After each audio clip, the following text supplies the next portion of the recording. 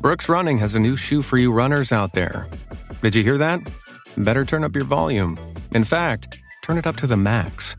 Introducing the all-new Ghost Max. It's got all kinds of things to make your knees and ankles feel protected, like Max Cushion, Max Soft Landings with DNA Loft V2 foam, and Max Smooth Rides with their Glide Roll Rocker. Feel better on your run with Ghost Max. Learn more at brooksrunning.com. This podcast is brought to you by drunkmummysobermummy.com and made in association with HelloSundayMorning.org. This episode is proudly sponsored by Lyres. They make lovingly crafted alcohol-free spirits. Go to lyres.com.au and use the promo code SOBER20 to get 20% off. Oh, the kettle's boiled. Great. Perfect timing. Should we get started then? I'm Victoria Vanstone. I'm Lucy Good. And this is Sober Awkward.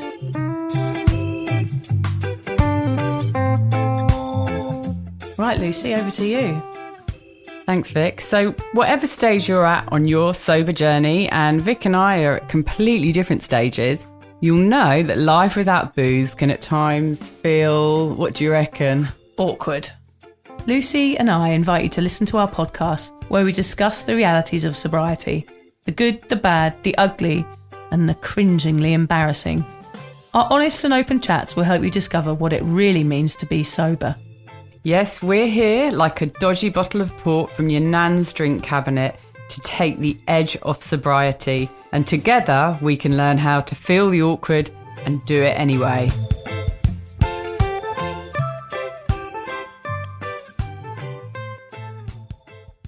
So I woke up alone and I had somebody else's underwear on. God, bloody hell, Alan, that's too much information. What a night that must have been. Oh, God. He Jesus. doesn't...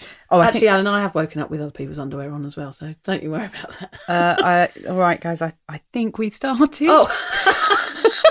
Did you press record? Yes. Oh, dear. I mean, it was all very interesting. But... Yeah, you don't want to know about that conversation. It's just the antics that we get up to sometimes, Lucy. we don't get up to them, do we? We live our lives through Alan's stories. Yes, we do. We'll never tell any of you any of them. Yeah, so here we are. We're a bit late, aren't we, Lucy? We've had a couple of weeks off. I've been on holiday, so sorry about those. To those people that have messaged me, we are a week behind. So hello. Yes, I've been missing doing it as well. You've been away forever, and I missed you. I missed you too. It's like my Friday night out being here. It's like my real social event. So yeah, I have missed it. And also I've been stuck in a camper van with 3 children. So I've missed life in general. I went away to Western Australia, and it was a holiday when you have 3 kids isn't really a holiday because it's just me angry in another location. Yes, it wasn't the best holiday in the world anyway, was it, Vic? Yeah, I think the word holiday can be a little bit overrated. I had a little bit of a trauma. But Lucy did just bring me a gift, which was a scarf that she's knitted, which I am absolutely in love with. And she's got a little token on there that says Sober Sally, which is the name of her label, that she's just making scarves for her family. So I appreciate that, Lucy. Thank you so much. Yeah, so now, I do seem to remember a podcast, and perhaps many times not on the podcast, where you've taken the piss out of my knitting, and now you're sitting there with your freshly knitted scarf, looking very pleased with yourself. It is really nice. And I mean, we laugh about it, but I say to people, and I will keep saying it, that I think that knitting was one of the main things that helped me stop drinking in the first 100 days. Yeah, because keeping busy. Yeah, sanctuary in my hands instead of picking up that drink. And now I like doing it because you were away having a really horrible holiday, yes. And I really felt for you, and I wished I could do something to help you, but you're all the way over in Perth. So yes. I picked up my knitting needles and I knitted. To work. And I got to work, and it made me feel like I was helping you from afar. Yeah, and I can feel the love in that scarf, good, Lucy. Thank you so much. What did I bring you back from holiday? Can you tell the listeners today? I got a scabby old tea bag from my pocket. Yeah, it was sort of all screwed up. I thought it was a snotty tissue. I can't even hear it. It was next to the dog poo bag in my pocket. Oh. Sorry, I wasn't going to tell you that. I couldn't believe it. I thought I was going to get at least I don't know, at least one of them T-shirts saying my mate went to Perth and all I got was this lousy tea bag. The reason we were bringing each other gifts is because Lucy did a lot of work cheering me up while I was away, because I had a bit of an incident with my son, Fred. He choked on a sweet. And the 2-year-old, yeah. And he, it was a very serious emergency situation, which I will talk about once and never ever want to talk about again. But yeah, it kicked off some feelings in me, which I haven't felt for a very, very long time. I basically thought that he was going to pass away, and it was very, very frightening to watch and to realise that I couldn't control the situation that was happening before me. And, I thought my life was about to change hugely. And some tradies came out of a building site and opened his air passage with their fingers, which was absolutely amazing. So I won't go into it too much because it was awful. But Lucy's been lovely, sending me lots of lovely text messages, as has a lot of people. So I do appreciate that. It was a very traumatic thing. And sadly, a bit of anxiety came back to the fore, which I thought, since I'd given up drinking, hadn't been around for a while. And obviously that is a big trauma to see. I guess I've probably got a bit of PTSD from it, to be honest, because it was so out of my control and so life-changing, which luckily it wasn't life-changing. But it's hard to get you back into that positive frame of mind once something like that makes you realise how fragile life is. Yeah, and when we spoke, one of the first things you said is, I'm just so glad that I've given up drinking. It's made me think even more about my decision to do it. What were we doing, drinking and sort of very slowly killing ourselves and ruining our one life that we get? Yeah, I realised how precious life is and how it can be taken away in a second. Like, that's what I thought was happening. I thought, gosh, my life is about to change before my eyes and there's nothing I can do about it. And afterwards, I never thought about drinking at all throughout the whole process, the whole 3 weeks that I've been sort of dealing with a bit of anxiety. It never crossed my mind to drink, which I'm really, really proud of. I just had to deal with the emotions and get on with it, even though it wasn't very pleasant. But I never thought about drinking. But the only thing I did think was, thank God I don't, because I wasted so many years being like that and pouring alcohol on my precious life. And I didn't really realise, I am as precious to my mum as my son is to me. And you don't think about that in the moment, how precious our lives are and all the risky, stupid things we do when drinking. And actually, you are putting your life at risk a lot. I know I did. And yeah, watching that made me just thankful that I'm not involved with that in drinking anymore. And I know that you really struggled, and understandably, afterwards, and still being stuck in that camper van and trying to carry on and have a holiday. And it was awful. It's an awful time for you, as I say, understandably. But you at least you were doing it sober. I mean, imagine when the incident happened, imagine even if you just had one beer before, guilt of it, or dealing with it afterwards and saying, I'm stressed out, I'm going to have a drink, and then drinking too much, and dealing with that anxiety and what had happened on top of a hangover. Oh yeah, I think I would have been in a straitjacket in a mental institution, to be honest. You were much better placed to deal with it. Yeah. Because when you told me about it, I was traumatised just by hearing what had happened. Yeah. And I thought, God, I fancy a drink. Yeah. So even though you didn't fancy a drink, it did cross my mind for a second. It's crazy. Which goes, again, for those people who don't know, I'm on about 10 months sober, and Vic's in year 3. Yeah, somewhere along there. Yeah. So I suppose that does show that I'm still at the stage where I think, a drink would be nice. Yeah, or a to drink deal with emotion. Yeah. Although I wouldn't take it any further than, no, that's a stupid idea. Yeah. But yeah, that was a terrible thing to happen. I'm good Vic. now, so, though. Yeah. I'm feeling good. I'm back from holiday and I'm feeling more positive, and I'm just glad to be home and glad that my children are all safe and happy. And you're glad to be in our little studio, chatting. Yeah, I do feel like, God, I just needed a bit of normality back. Yes. So I'm feeling good. So yeah, sorry to depress you all with that story, but we know we're honest on this podcast, and that's what's been going on. That's why we're a bit late. Yeah, because we're going to try and sort of chat every couple of weeks if we can. But life does get in the way sometimes. And like I said to you, Vic, nothing's more important than health and family. Exactly. And sometimes you have to stop and take some time out. Exactly. But today we've got a good one. Yeah. We are... what was our... we were thinking our topic title. Oh, yeah. What did we decide on? It was all the S's, wasn't it? Surviving the sober society. Yes, excellent. Something like that anyway, but we'll work it. If anyone's got any better ideas, basically what we're talking about today is reaching out to sober groups when you're getting sober, and how at first that can seem like such an awful thing to have Yes, to do, so mixed with all overwhelming. these sober people. Yeah. But in fact, it can really help you on your sober journey. And we thought it was a really important thing to talk about. Yeah. I've actually been asked by a few people about, where can I find sober groups and things like that. Yeah, So it's usually where people start off, isn't it? It's It like is. when you're questioning, when you're sober curious, you start off wondering what are the first steps, and this is probably one of the first steps. We're actually going to cover this over 2 podcasts, because the next one's going to be about your first sober social, a step-by-step guide. So this is more of a introduction to that, I guess, Lucy, And this isn't it? is more about going out with other sober people, just Yeah. a group of sober people. Whereas the next podcast, Yes. we're going to talk about going out with people who are probably going to be drinking, Yeah. say at a wedding or some sort of event. Oh, God, they're the worst. So, sometimes I don't know. I mean, what is worse? Is it worse going out when you've been a drinker for years and years and you've always hung around with people who are drinking? Is it harder to go out with a group of completely sober people? Yeah. Or These to both go out sound with a awful. group of really pissed people? Yeah. But they're both things that, well, you don't have to find a sober group, but No. we feel there's a lot of benefit in it. And for me, there was. Yeah. And it was kind of how we met as well. So Yeah. shall we start? Let's begin. Vic? Let's go. So if you've reached a stage like Vic and I had where alcohol was a hugely significant part of your life, you might be wondering and worrying about what happens to your social life when you quit and going out no longer means getting wasted. I mean, are there really other sober people out there? And if so, what do they do and where are they hiding? And if you hunt them down, will you be able to connect with them based on just one common goal, sobriety? The thought of discovering and finding a place in this seemingly parallel universe can be overwhelming.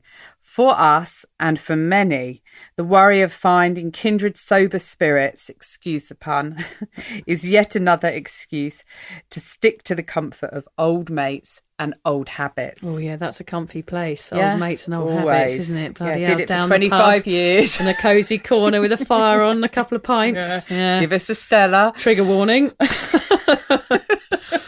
What we want you to take away from our podcast today is to understand how we felt about finding sober communities while we were still drinking and how we got over this mindset and eventually reached out for support from them. We'd like to share with you the kind of spaces we found and how they helped us in the hope of inspiring you to find similar spaces you can enjoy. And we get it, sober socialising can be pretty nerve-wracking at first. So we'll share with you what you can expect when you meet up with other sober peeps. We can assure you that it is rarely boring.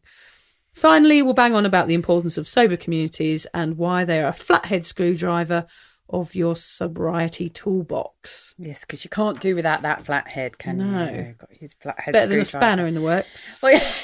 as they say. All very clever, Vic. Thank you. You really are Oh, on back form. on form, baby. So what we're going to start with here, because we don't like to come across high and mighty, when we were still drinking, we didn't think much of sober groups, did we? Nah. No, it was the last place we wanted to be. So we're going to tell you what we thought about sober people, sober groups, sober communities when we were still drinking. Yeah, so I didn't really know there was a big sober community out there, basically, is what I thought when I read about this, that we were going to cover this topic. I knew there was AA, and that seemed like a quite extreme group for me at the time, but actually I would have been welcomed with open arms there. I realise now they would have been like, yes, you were need the us. perfect candidate. I was actually the perfect candidate, but for some that isn't what people want to do, so that's okay too. But yeah, I didn't want to hang around with sober people. I thought they were boring and really smug, and I didn't want people around me that saw what I was doing or could remember my behaviour. I hated being around them. They made me actually want to drink more, because I just thought I was like a lush at the bar, do you know what I mean, with a cocktail, like snarling at people that weren't drinking as much as I was, because I just thought they were totally dull. Yeah, I thought that perhaps they all read from the Bible with a glazed expression, then showered in bleach. I thought that as well. And I thought I was so much better than them. But what a stupid thing to think. I mean, I thought that they were just like kind of creepy, almost like the sort of people that would have sex with rubber gloves on. You make them sound like aliens. Yeah, like I just thought it was just like it was alien. Yes, like some sort of creepy latex wearing, extremely clean. I don't know. I just had this weird thought of what sober people were like. They were so far from our reality that we kind of we created them in our imagination. Yeah, with like a gas mask on. You know what I mean, though? Like, completely out of this world. Like, why would anybody be sober? I cannot understand them. They're just completely on a different planet than I'm on. Yeah. Yeah. Definitely. What about you? Extraterrestrial. Yeah, extraterrestrial, yeah. Oh, well, very much the same. I mean, the first thing I've put on my list is, what do these people do? God, what do you do when you go out sober? Of course, everything. Everything. We realise that. Yeah. But, yeah, we just don't drink. Yeah. Exactly. But the thought of going out and not drinking just closed every door to everything else. So it was like, what do these people doing? What are they doing when they're meeting up? Morris dancing, baby. Pole dancing. But surely you can have a drink not sexual pole. Yeah, with their gas masks on. Yeah. Weird. I can see it. Yeah. Where are we going with this? I don't know. Remember, we are those sober people now, Yes, so we're not being completely derogatory to a certain group of people. I used to think, like you were just saying with AA, that it's going to be full of people who are worse than me. Right. You know, I'm okay, Jack, that I've just got a little bit of a drinking issue that's bothering me, but these people are going to be sort of, you know, on their what are they called when they're having a transplant and they've got those dialysis. They're going to be on dialysis, and I'm going to be, you know, the healthy one. That's what I thought. Yes, because you like to separate yourself from them. Yeah, the same as the AA. I'm not bad enough to go to AA, and this is what you talk about a lot, Vic, on your blog and in your upcoming book, is that space where you do have an issue or a problem with alcohol, but you're not ready to go to rehab or be hospitalised. What about all those people in between? Yes, and that's the kind of people that you will find at the sobriety groups. And I have to say that when I've been to sobriety groups and opened a conversation with someone, I've been up there amongst the worst of them, I think. So that was a really invalid point that I had, that everybody would be worse than me. I also thought that it would kind of impound the dread of this new sober world I was heading into. I was worried about going along and just these really boring gas mask wearing people, Morris dancing. Yeah. And then I would think, oh my God, I really don't want to be part of this, and start drinking again. So it was a worry about going and hating it and realising that there was nowhere for me to go because I didn't like sober groups.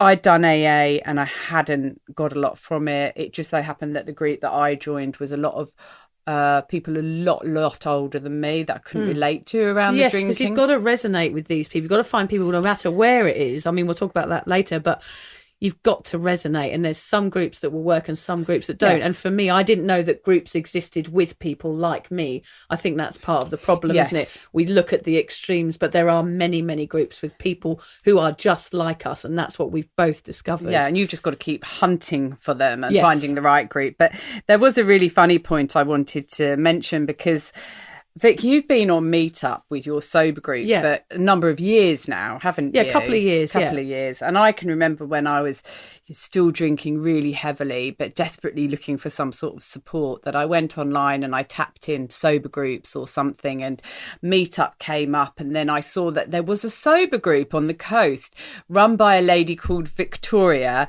who had been sober at that point for, I think, about a year and a half. And I remember, boring twat. Didn't take any more time to look into who she was. I just saw the words, her name is Victoria, she's been sober for 18 months. Oh my God, I thought, she sounds awful, I'm not going to that. That is how much time I gave it. It wasn't until after we'd actually met and became friends that it clicked. Oh my God, that Victoria that I saw in the Meetup, that's you judged. That I judged on a name and a length of time sober. Yeah. So don't judge too quickly. I suppose it's a really good thing in this podcast to say to people, don't judge before you go, and give everybody a chance to talk and get a feel for it and try some different ones. We're going to move on to that. Yeah, don't make the same mistakes that we did, basically. Because we had these attitudes that we've just spoken about, which we judged sober groups, we judged the people there, so we didn't go and we didn't get help, which led to us drinking for a very, very long time, both of us. Whereas, in fact, what we're going to tell you today is that those groups are the groups that you want to join. Yes, and we made massive mistakes with all this horrible judgmental attitude. Yes. It was totally wrong. And I've not come across a gas mask or a Morris dancer or anyone with 3 heads. No, yet. Not yet, no. But I have seen some funny people at these groups. Let me tell you, they're not boring.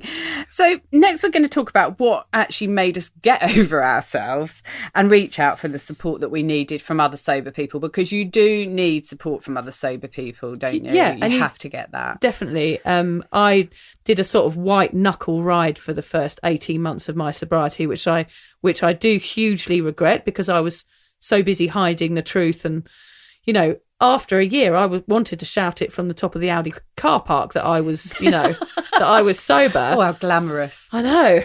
I'm pretty glamorous. But I didn't, because I was so alone in it. I was so extremely, you know, solitary in my sobriety then, that I didn't have anyone to talk to apart from my husband. And I just was kind of a bit lost in that first 18 months. The real moment for me about finding my sobriety community was in a bookshop. I think I've mentioned this before. And I asked the lady behind the counter if she had a book about alcoholism, thinking that she was going to give me the big book, The 12 Steps. But she didn't. She actually handed me Ruby Warrington's book, Sober Curious. And I hadn't heard that term before. And I soaked that book up like I did vodka Red Bull in the old days. And, you know, that suddenly opened up the floodgates for me. I realised that I wasn't the only mid-range binge drinker with a problem. And for me, that was huge. And as soon as I finished that book, I searched the word Sober Curious online. And then that was that. I found this whole world of millions of people struggling with all sorts of different alcohol problems. And I did fit onto that spectrum somewhere, which is what that book taught me. Also, my need to meet other people from that point on became so strong that I actually started my own sober social group, which is something everybody can do. I just went on to Meetup and I made a group and I put it out there. And I met Lucy through that group. And also I met loads and loads of other people. And it's such a simple thing to do, to look for people in your community who are just like you.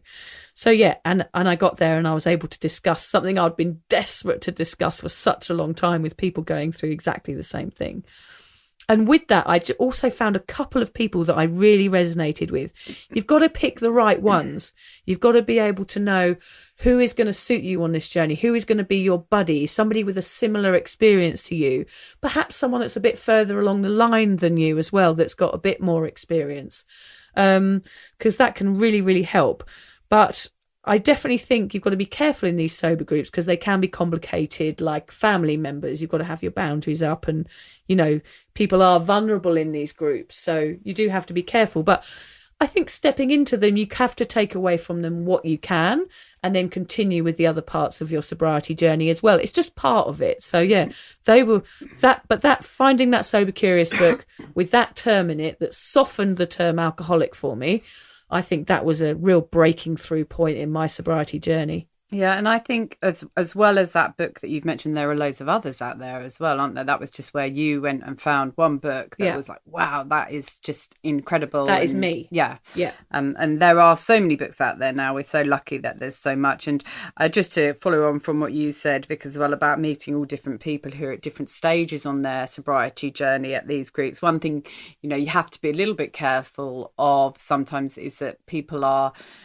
do fall back into drinking. So when you're choosing who you're going to connect with on a more regular basis, if there's somebody there who isn't managing to keep as sober as you for as long as you, sometimes you do have to say, okay, it's probably not a good idea for me to carry on sort of connecting with this person. You've got to really think of yourself a lot, haven't you? Definitely. And what you need for your journey. But because there's so many people doing it, you will find someone.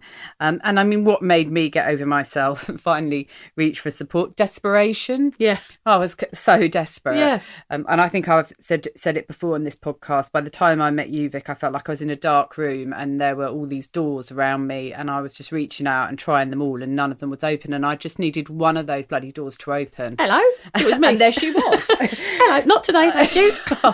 Oh, it's that Victoria from Meetup. Dull Surely she's not my salvation. Yeah.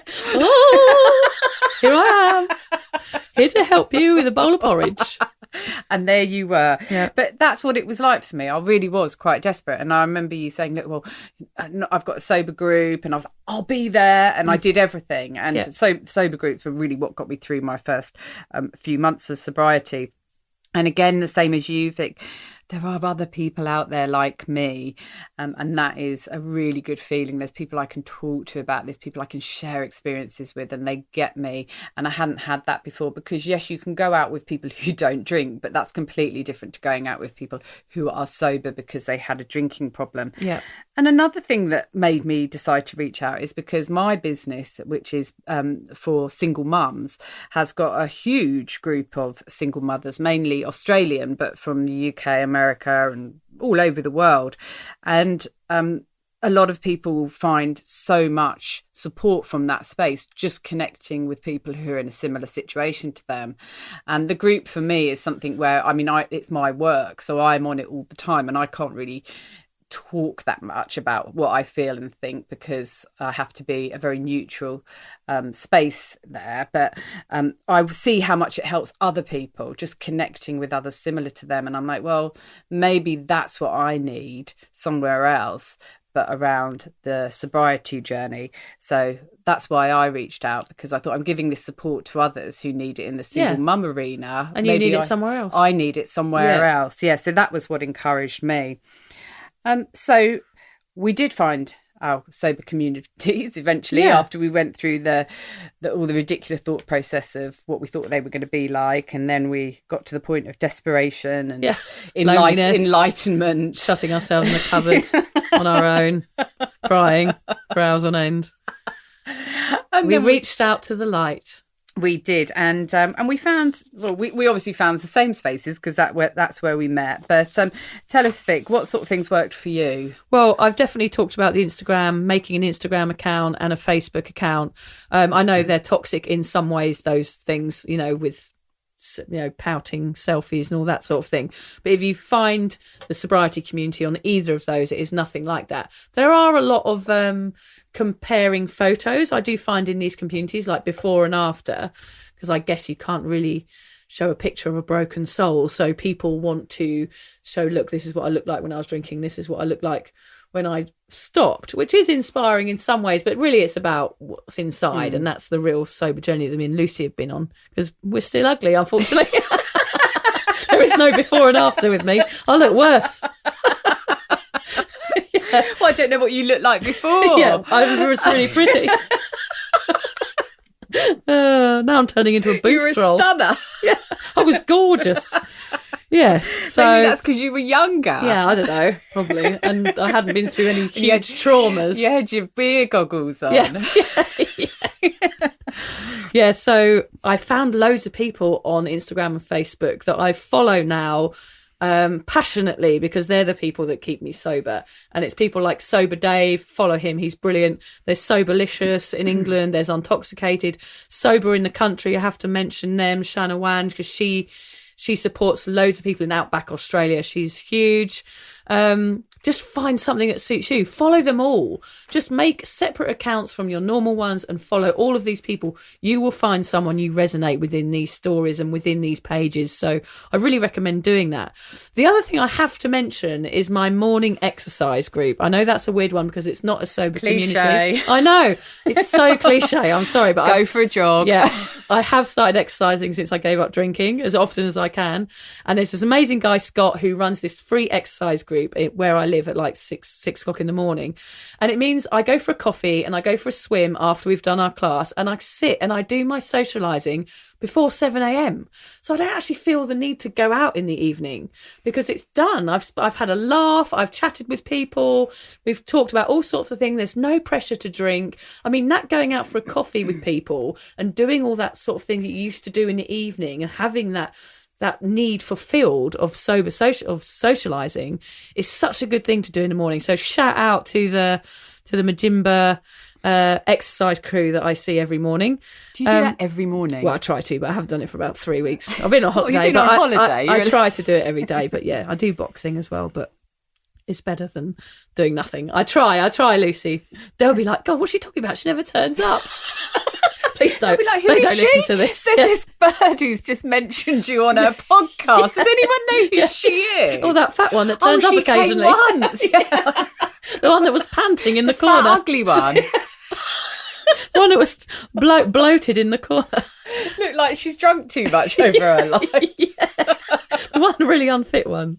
Also, Quit Lit and podcasts, of course, are an amazing resource for finding sober people, sober stories. The stories of others will make you feel less alone. For me, going on other people's podcasts was an amazing journey for me because I got to retell my drinking story. In the beginning, when I first went on podcasts, I just thought, oh yeah, listen to me, I'm a bit of a binge drinker. But as it went on and I kept retelling the story, and listening back to myself, I realised, gosh, really, I did have a massive problem. So it was good hearing my own story. So I really recommend telling your drinking story to as many people as you can. As many people who will listen. Yeah. And hearing what their reactions are, because that is very interesting to hear. What they'll go, well, gosh, actually, you were a bit crazy. So, and also hearing other people's stories is a really good way to understand that you're not alone.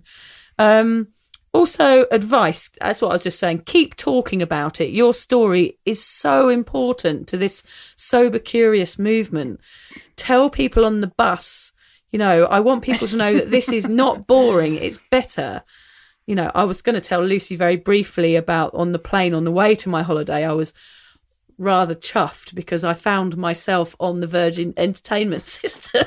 I think that's a massive thing. I was scrolling through and there I was, an interview that I did with Mamma Mia a few months ago, and I actually nudged the guy next to me being like all proud because I've never seen myself in anything like that before, and I was like, look, that's me, and he sort of leaned away from me and sort of didn't speak to me for the rest of the flight. He probably thought about you as we used to think about sober. He was probably like, who is this sober weirdo? I know, and I was really proud of myself and just wanted to tell someone, and said maybe don't tell everyone, not somebody you don't know on a plane like I did. But no, I anyway, think you did the right thing. I was proud. Yeah, and I think that's amazing, actually, Vic. I was quite excited, to be honest. What about you, Luce? Well, I'm quite different from you, which is good for this podcast because everyone's different. Because I spend so much time on social media for my own business. Vic, I can't bear it. Yeah. I can't stand it. Fair enough. I am just on it all the time because my platforms are going off and there's constantly activity on them. And it's got to the point now where I've had the business for 5 years and I'm like, oh my God, I just feel drawn to it all the time. Really, it never stops. So the thought of setting up a new Instagram account or something like that, where I can see that it would be really, really helpful, actually. I just cannot be connected to more social media. So I haven't gone for that. For me, it's been more about meeting up with your group, Vic, when we had a lot of sober events, didn't we? We even had a sober Christmas party around that time. We don't do quite as many now because we're, everyone's sort of so busy with their own lives, but there's a really nice group of ladies and we would all meet up and we'd go for something to eat or we'd go for a picnic in the park. And I can remember going to the first picnic, actually, and I think it was a couple of days after I'd met you, Vic, and you said, come along, I'm having this sober picnic in the park, and I'd given up about 2 days earlier, and I sort of, do you remember I came trundling along, spilling my coffee. I was as white as a sheet because I was sort of going through the first few days of not drinking, and sat down and was dreading it, of course, but had such a great time. And then when you had the next one, which I think was about 3 or 4 weeks later, I was there early. I was there to help you set up. Yeah, you were. And you were laughing, going, What a change. It's because you enjoyed it and you didn't expect to. And it's kind of a nice surprise when you realise you can go somewhere and just be your authentic self without any booze involved and actually enjoy yourself. Yeah. I mean, that's huge for people to do that for the first time. And that's why a lot of people, you know, when they first come to these sober things, they are very, very nervous. And, you know, it's their first time a lot of the time. It's the first time to socialise without having a drink. So it's huge. But when you get there, everyone's in a similar boat and everyone's really nice to you. I really enjoyed that first. That I was really lucky that was my first sober social event. I really enjoyed it, and it made me think of them completely different from that moment on. And everyone had brought something to eat, and because we weren't drinking, everyone had made such an effort with the food, and we were sitting in this park with the most amazing dishes of food in front of us at 9 o'clock in the morning. And of course, the best thing there is that you can say to people, so why are you here? Yeah. And straight away, there's no like bravado. That is the question that people are going to answer very, very honestly in that sort of situation. It's not how's the weather and what do you do for a job? It's why are you here? Or how big is your problem? Yeah. I mean, you get straight down to it, don't you? Oh, you do. So you get the stories, and it is really fascinating. And those stories are what make you feel comfortable in those situations.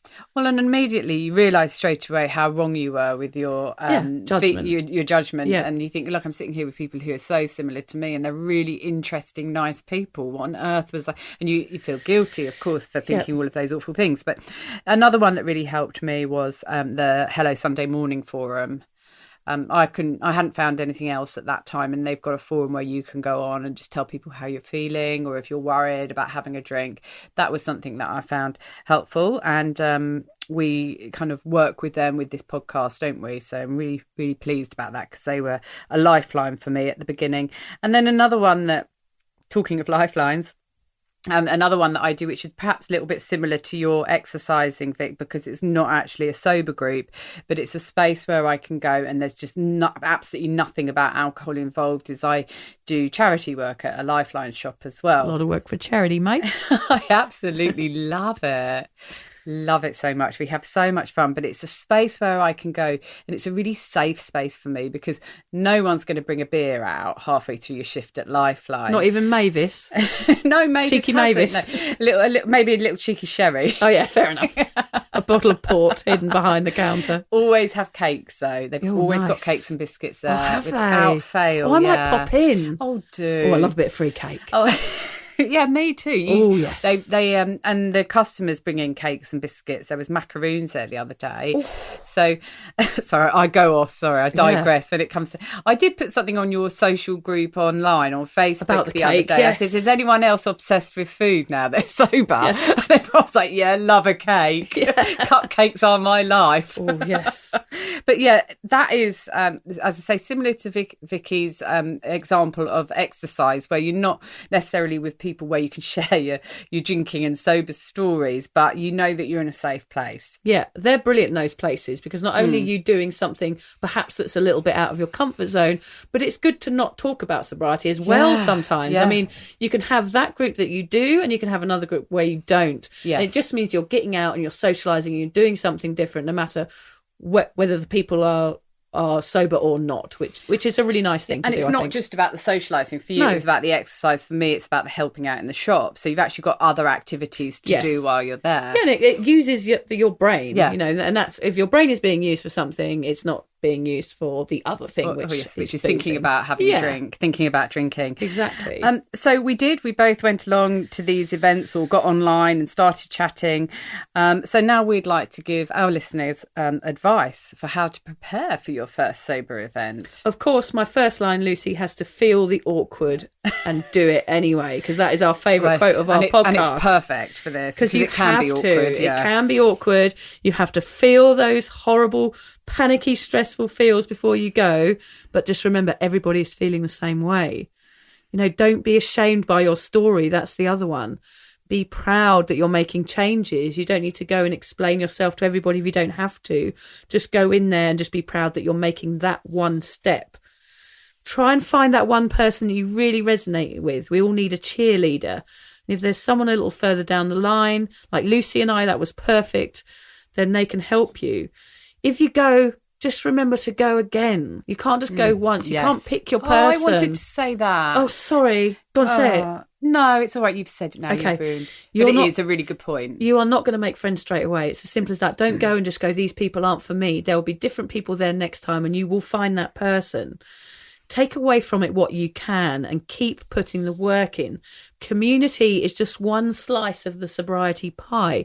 There's all sorts of aspects of your sobriety, and this is just one. So don't put too much pressure on it being how you're going to get sober. That's going to be down to you, but this is just something that will really, really help. So dip your toe in is what we would want to say today. You know, try it. Consider Dry July if you haven't done anything like that. Though those first sober meetups can be really, really hard, just try and go. Try a 30-day challenge, or our mate Danny from How I Quit Alcohol does a 30-day challenge as well.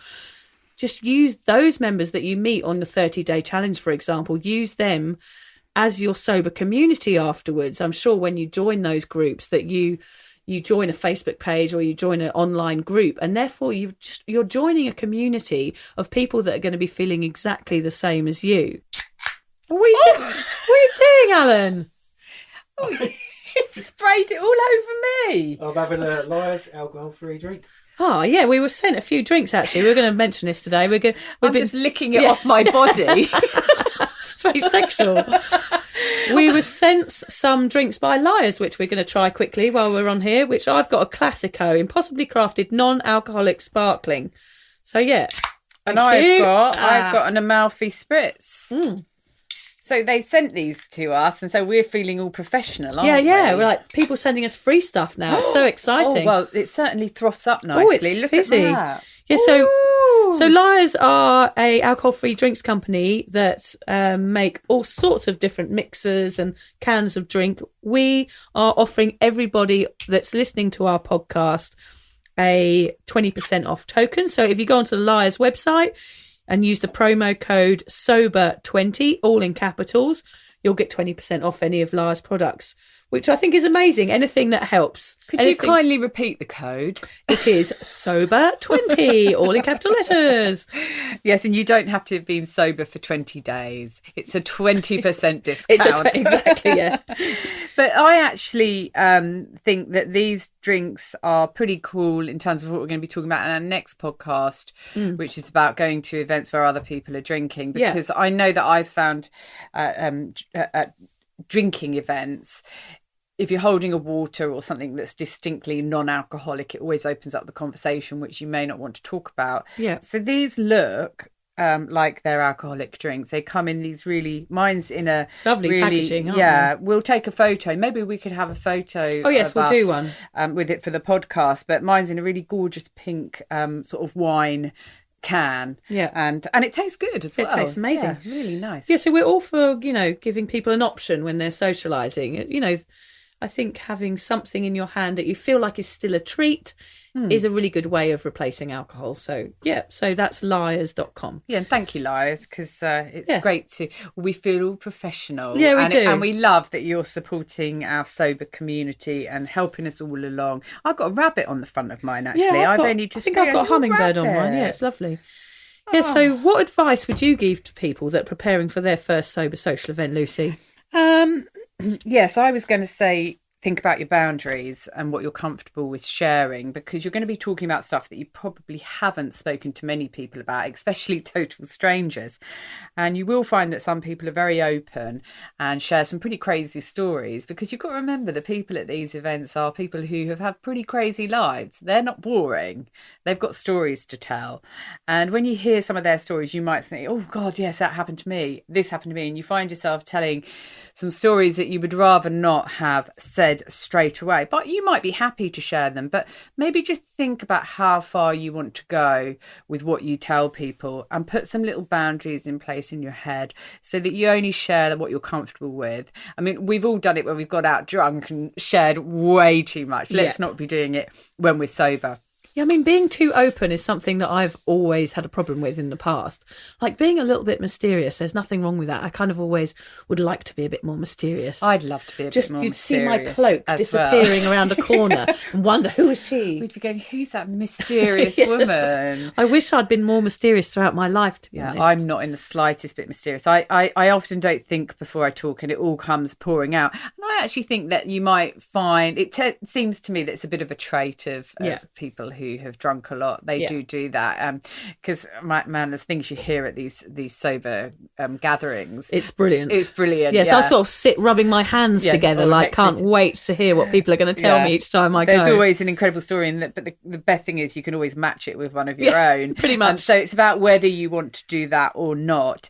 One of the things that I noticed when I first became sober, and I know, Vic, we've spoken about it, and we laugh whenever we finish a podcast. I always say, right, we finish the podcast, we go, cool, that was really good. By the time I get to my car and open the door, I'm full of doubt. Oh my God, was I okay? Did I say something wrong? What about this? What about that? Yeah. And I don't know again whether that's from years of drinking, but I'll go to an event, do a podcast, do anything, and within about 2 minutes of leaving, I start questioning myself. Yeah, it's like a inbuilt self-doubt, isn't it? Yeah, and it may be because that's what you do when you drink. You can't remember what you said, and you're sort of always worried, did I make a fool of myself? And it's almost as if that's carried on. It's like a hangover of that paranoia, isn't it? Of that hungover paranoia that stays with you. It does. So you're overly concerned of how you're acting, even sober. You are. And it's when you're sort of driving back from maybe your first sober event, if you feel like that, just know that I still do feel like that a lot. Absolutely, so do I. And it might just be something to do with all of your years of drinking and the self-doubt that came afterwards. You might not feel that way, but if you do, please don't let it stop you going back to another one, because it is something that's happened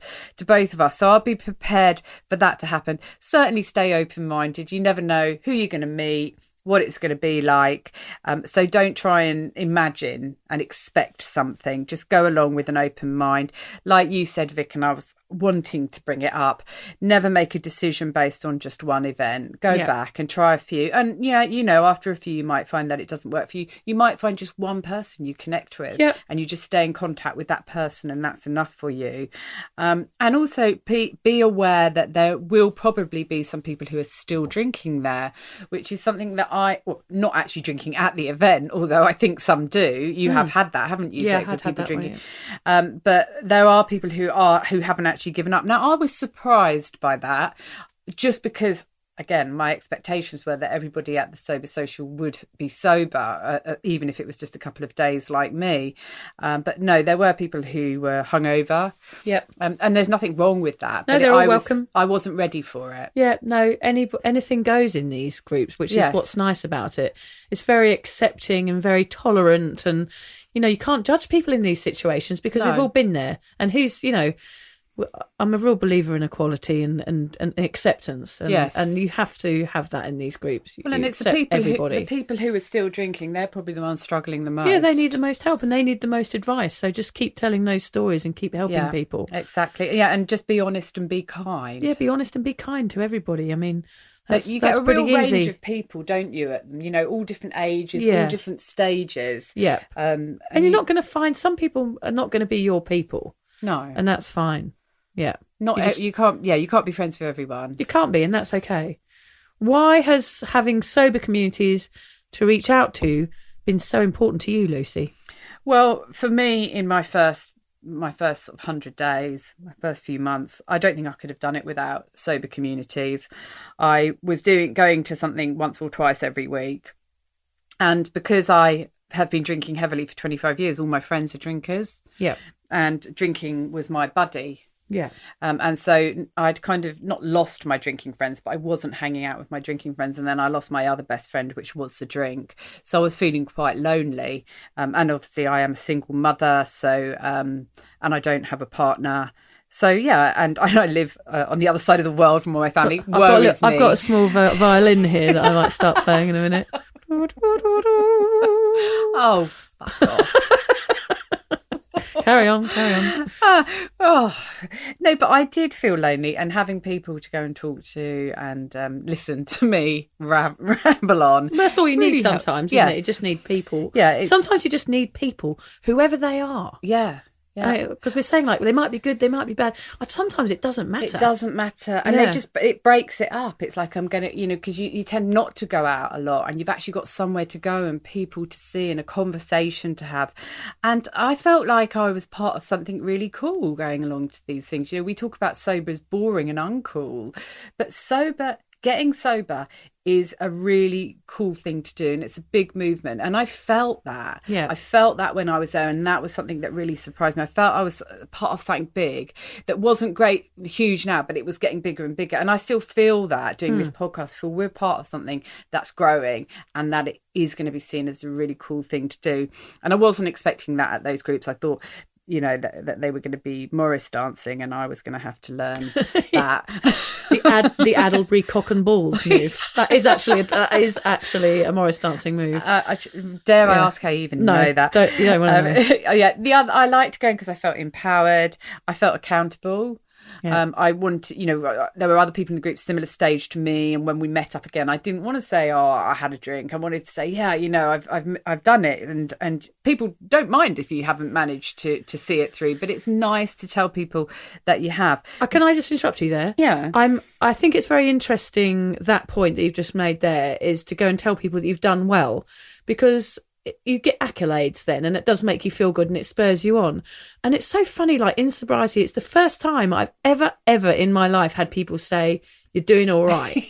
Because before it was just like, "You are wasted, you made a tit of yourself last night, you perhaps have got a drinking problem, why haven't you turned up for work?" All of these things, it was always negative. And when now it's like, "Oh, you're doing a good job." Like, "Oh, you're helping people. Oh, you're being a good influence." All of these things have changed, and people say nice things to me now. I know exactly what you mean. Like bullets coming at me. I'm like, "Oh, like you're saying something nice to me." Okay. And it takes me a while to absorb that I'm actually a capable person of this earth. Like, it sounds weird. I know exactly what you mean. Yes, instead of getting sort of the negative comments and the people looking at you funny because of what you did the night before, or because you're looking particularly hungover. Yeah. And accolades are really important. I mean, even for young kids, giving them little incentives. If you go and get ready for bed, you can have an extra bedtime story or whatever. Just to go along and to be able to say to people, and I've done another week, and for them to say, "Oh, well done." Yeah. That made that week worth it. And then as those weeks trot on, then you don't want to let those people down even more. So you continue on this path, because you can't then, "I've got all these dates in my app and I've been doing so well." Like, all of those things build up, and you don't want to let down the people in the sobriety groups. You don't want to let anyone down, especially yourself. Yeah. So therefore you've got people to answer to, which is also a really good reason to join. Yeah, because if you haven't got people to answer to, you can so easily slip back into drinking. And just I have heaps of reasons why it's been so important to reach out, but also it was nice to make friends. Yes, Vic. I made a friend. I made lots of friends, and also to help others. It's not just about us going along for our own needs and to get support, but by going along and sharing your stories. And you might think, "Oh, I haven't really got very many exciting stories," or "My problem isn't as big as theirs," or "My stories are so awful I can't tell them." But anything you can say to another person in that sober space is going to help them. Yeah. And that's if you can help other people from your own experiences, that's a really good empowering thing. And it takes you out of your own head. Like, suddenly all of that stuff that you've got going on in your head about alcohol and all those questions you're asking, you can kind of push it out and help others, rather than being, thinking about yourself all the time. It can be all consuming sometimes. So actually taking it away from you and helping someone else is a really good way to deal with all that stress. Yeah.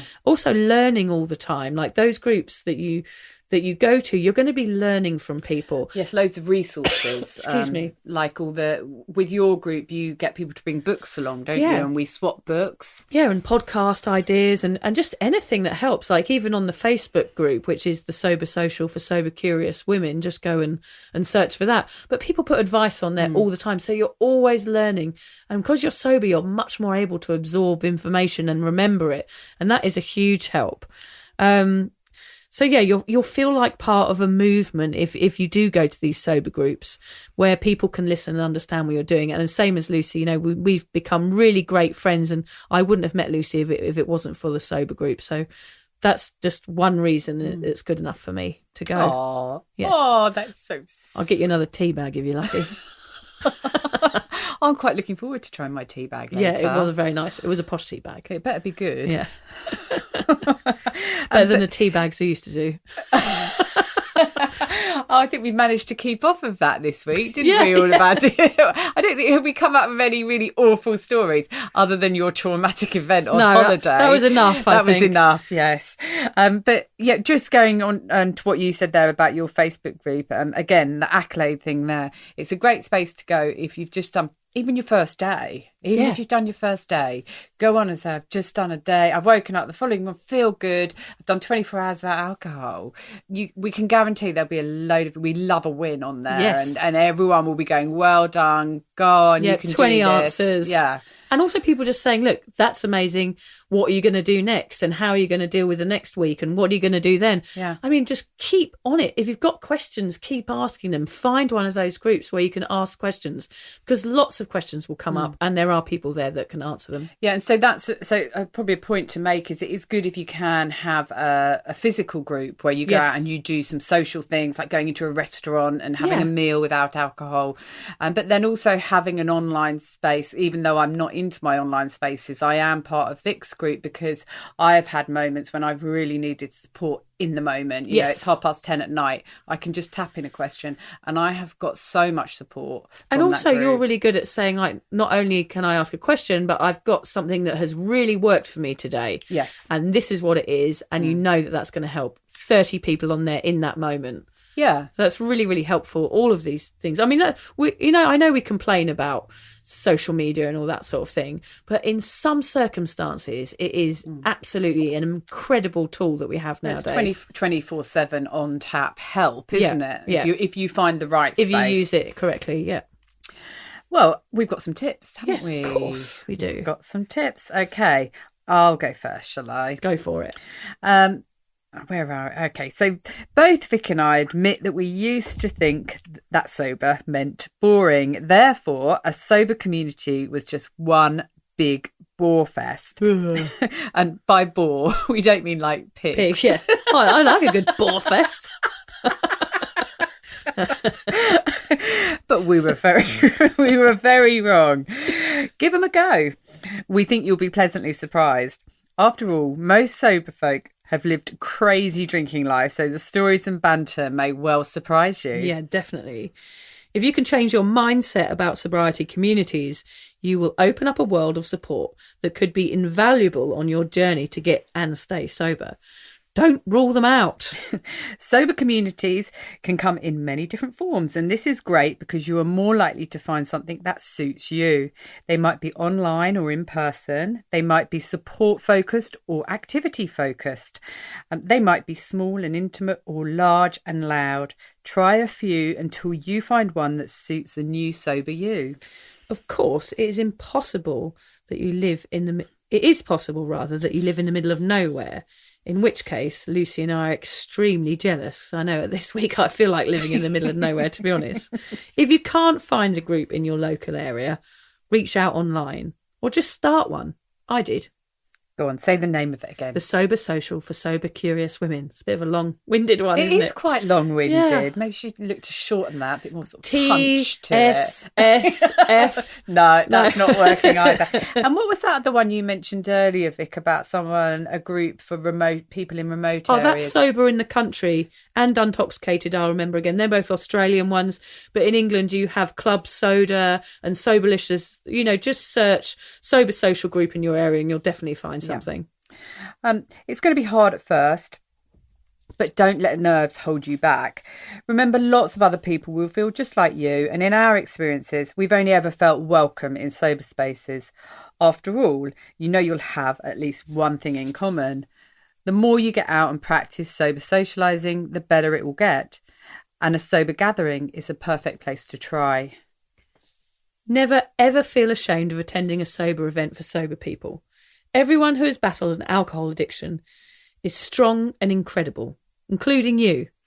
Whether you're on day 1 or day 1001, be proud to be an integral part of this brilliant, society-changing, sober curious movement. Yay. Woohoo. Oh, I feel quite empowered. Yes. A little bit of wee came out. I might fart with excitement. TMI? Carry on. Oh, we got so close to doing Yeah, that. we did well, didn't we? So remember that getting together with other sober people is not just for your benefit. Simply being there and chatting to other people will help them too. It's a win-win for everyone, and it's hugely empowering to be able to help others through your own difficult experiences with booze. Every week we like to let listeners know. I think it's important to let everybody know that even though we laugh in this podcast and say probably very inappropriate things about our bodily functions, which I just did, and will drive home feeling shame about. We will. Yeah. We will. And make light of our past and crazy drunken behaviours, we don't want this to take away from how serious the normalisation of alcohol abuse is in society. It has devastating impact on individuals, relationships and families. Lucy and I are both passionate about helping others that are struggling. And we hope that our humour and insight into the life of two ex-binge drinking party girls, who I also am now calling addicts with backstage passes. That's my new name for party girl. Yeah, so yeah, like it. I've really thought about that one. Will give you hope, and you're not alone, and everybody can live a full and happy life after alcohol. Yeah, so thanks for listening, everybody. I just wanted to do a book recommendation, which is Annie Grace's This Naked Mind. That is an essential book if you are thinking about sobriety. So just Google that. It's Annie Grace, This Naked Mind. And the next podcast, we're going to be doing a step-by-step guide to what it's like to go to your first ever social sober outing. And we've got some more Liars drinks. Yeah, we're going to have a few more Liars. I'm just going to say Liars. Liars is spelled Lyres. Oh, should we say the code again? Yeah, the code is Sober20. To get 20% So you get off. 20% off for the next couple of months on that. So make the most of that, everybody, because that is a good option when you're going out. Yeah. We appreciate I'm a little bit worried. I can't find my tea bag anywhere. Yeah, I saw you. What are you looking I'm for? frantic. I can't find it. Yeah. Where's it gone? You haven't lost it, have you? I don't That was know. expensive, that one grubby I little was really tea bag. looking forward to it. You haven't taken it back, have you? No, I'll try not to. Alan, got any tea bags? He won't share them with No, me. you won't share them. That's really it. Oh, it's ruined me night. Stingy.